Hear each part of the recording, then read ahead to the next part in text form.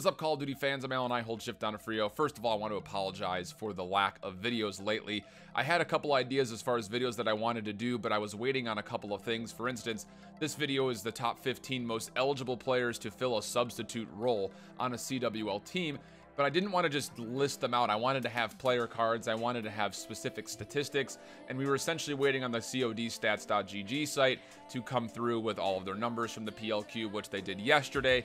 And then that's actually pretty fortunate because as I was building some of the player cards last night, naturally a couple of moves have already happened. So this is probably the most up-to-date version. We're trying to give you the best content possible. I do not stint on any kind of production value. I want to make sure you guys are getting good quality, good audio, good visual presentation. So hopefully you guys appreciate that. And as we kind of move forward, we should have a couple more videos popping up a little bit more regularly now that we're getting closer to the start of the season. But let's go already in. I want to just hit you first and foremost as far as what is the rule set on substitute players. As far as the handbook defines it, under team eligibility, it says that a team is defined as 5 starting players, and with respect to the Pro League, 1 substitute player. And each event in the competition requires players to form a team. Okay, so it doesn't necessarily say that you have to have a substitute player, but it's very highly encouraged. And I want to say that I saw somewhere else that there were instances where it says you must have a substitute for LAN events. I don't know if that's necessarily the case. I could not tell you if that's definitive,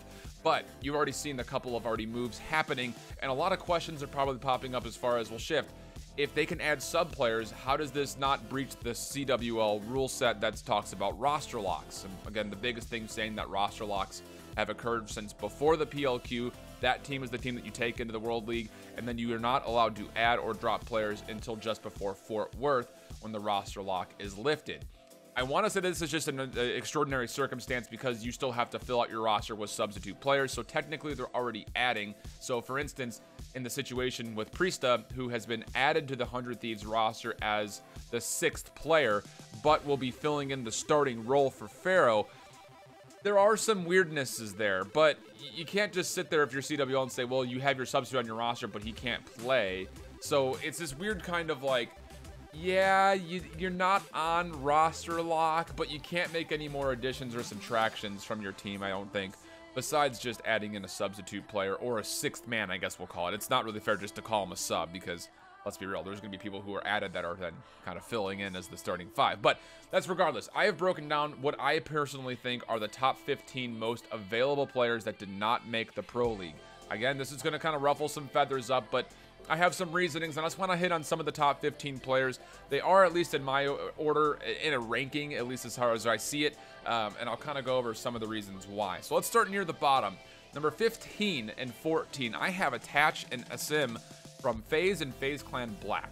Now, the thing about these players is that they could both be that solid 4th, potentially 5th man to any of the lower rosters. You're looking at a Flex and an SMG player that hold pretty solid stats. I love the way that Asim plays on the SMG role, as he is very, very aggressive on the flank. That's why you see some of his numbers a little bit lower, but the presence that he provides is really great. And then for Attach, a little bit less than underwhelming when it comes down to his performances at PLQ. I thought he was definitely a little bit underneath where he needed to be for FaZe to do well. But regardless, he's still a really solid player. I could see either of these players being picked up as a solid 6th option in one of the top 16 teams of the Pro League. In 13 and 12, I've got Alex and then another FaZe player in Zuma. And again, before we get too much into it, some of these players are on some pretty strict contracts with their teams. As you specifically look at Zuma and Attach for FaZe, it's hard to 100% tell if they're going to be allowed to leave the FaZe roster and what FaZe is going to do because, again, they're not in the Pro League. So you can't just strip away and send off all your players to the Pro League because then if you're FaZe Clan, where do you go from there? Of course, there are rumors that they might be picking up a roster by buying out an organization, but again, we don't know exactly how that all works. So for the moment, I'm just going to list the top 15 top overall players, no contract restrictions binding. So that's why I see Zuma in here as an SMG player. He definitely kind of brings that same aggression that you're looking for. His slaying potential is right around where you want it. I would love to see him do a little bit more with the search and destroy. That's where I feel like he's kind of the weakest for FaZe when it comes down to the fact that he almost purely uses the SOG. His Maddox gameplay is, again, kind of underwhelming when it comes down to your normal flex player, which is one of the reasons that I have Alex a little bit higher. His general Maddox gameplay is great, but his search and destroy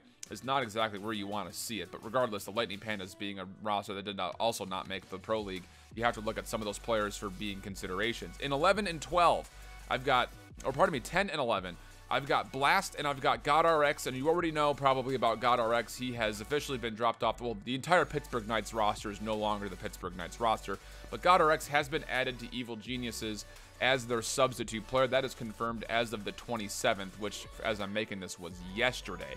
So he will be joining on to Evil Geniuses. And again, I think this is a really smart pickup for EG. Their roster is solid, but I really do think that they are a little bit weak up front. The SMG gameplay that GodRx has shown off so far has been very impressive.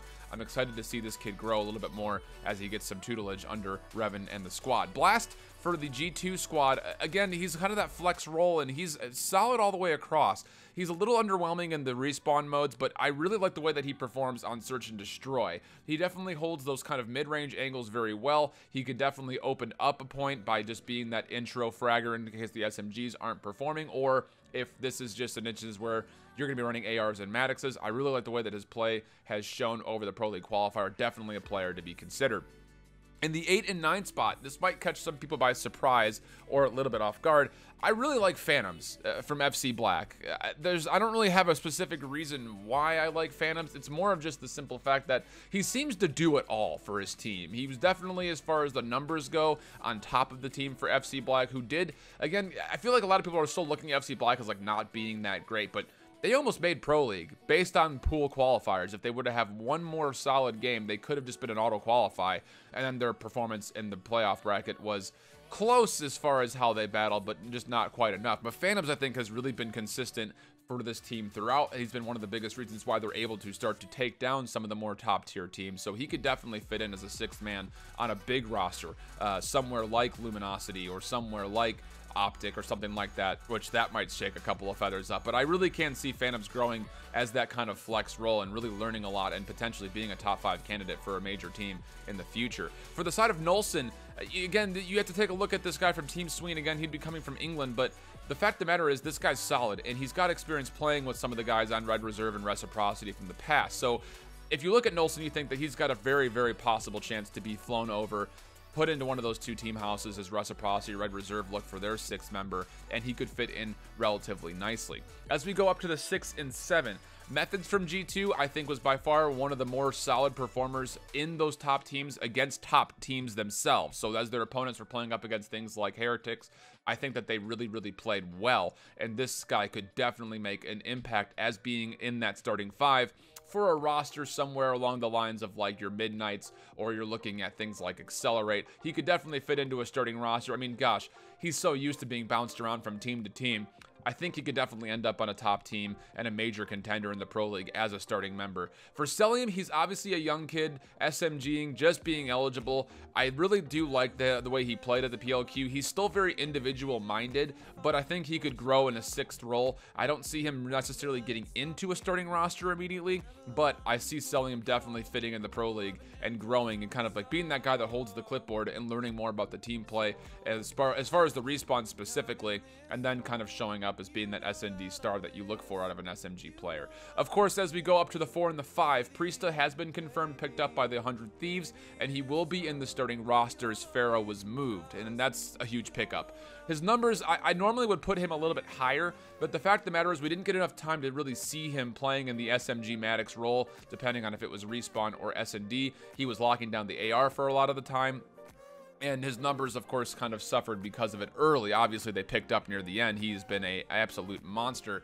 up close and personal. And I think in the 100 Thieves roster, I like him in there, but subbing out Pharaoh, I don't know if that's the right call. I think I would rather see him picking up an SMG and moving Enable or Kenny to a substitute spot, because they were by far, I think, the biggest underperformers for 100 Thieves. So him fitting into probably what it will be a Maddox role, unless it is Kenny picking up the Maddox again and then Priestahh picking up an SMG, I still think that you're not getting the best 5 if you're 100 Thieves. And of course, on top of this news, Crowder from FaZe has also been moved to the coaching role at 100 Thieves. So FaZe is making moves with their roster. These were probably the two that you most likely suspected. Crowder obviously not having a good event.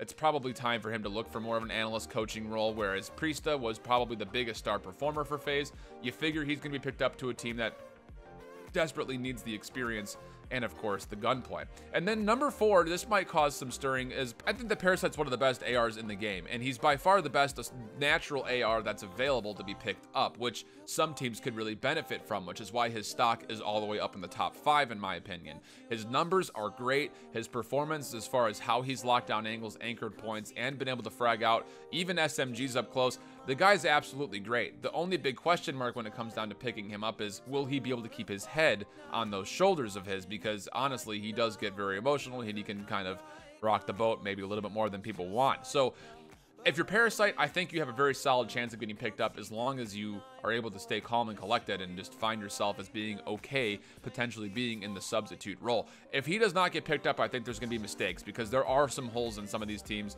that could use more solid gunplay. Initially, I was going to say Evil Geniuses, but obviously with them picking up GodRx, it doesn't look that they want an AR. So from here, where do you potentially go? I could see him going to a squad like potentially Envy, which they do have, of course, a solid AR player, but the fact of the matter is, if you want someone else to kind of heat up the pressure and, you know, have that experience, I could see Parasite definitely fitting into that team, as well as potentially squads like Team Spacely. You also have to look at squads like maybe even Accelerate there as well, or even possibly Splice. I think he can fit in as a solid AR option. Now, most of those teams already have pretty solid ARs, but again, I think that he can add a lot of value as being a mine for the game, as well as kind of helping tune up that AR gunplay for teams that find it lacking.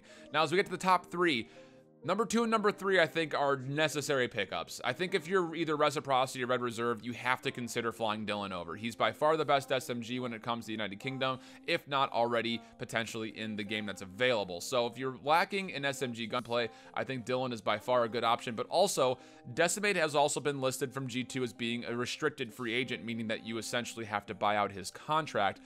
And honestly, it would be worth the investment 100%. Look at the numbers. I mean, 1.2 plus in his AKD as well as his normal KD. This is exactly what you want to see from an SMG game player. He's absolutely all over the map all the time. That was by far one of the biggest strengths for G2, which leads us to our number 1, I think, option when it comes to picking up a main player. Lacefield, 100%. Again, you look through his numbers, they're so clean. The biggest thing is the fact that he can pick up any weapon, SMG, AR, or the Maddox, and he can absolutely fry with it. You saw him do that a number of times in the Search and Destroy. He's such a high valued pickup. I'm actually really surprised that 100 Thieves wouldn't consider Lacefield initially. He's going to go somewhere. It needs to go somewhere because I think he's by far the best player available at the moment. Again, the Pro League starts February 4th, coming up in just a couple of days, actually just about a week exactly. So as you take a look at things, you need to consider the fact that there are going to be a lot of moves that are happening. I'll try to stay up to date as much as possible on my channel whenever there are some major moves, if not at least on my Twitter. Coming up next, I want to make sure that we hit each division and set up a World League power ranking. Yes, I'm going to rank all 16 teams from top to bottom, who's the best, who's the worst, and where exactly they might stumble along the way. So make sure you hit that sub button, ring the bell for notifications when videos come live. That'll likely be the next video up. I'm essentially just waiting for the schedule as well to do a schedule reveal. So there's going to be a lot of content as far as the competitive recap. I hope that you've enjoyed it so far. Again, I've been Shift. Until next time, I hope that you keep holding it down. Later. Bye-bye.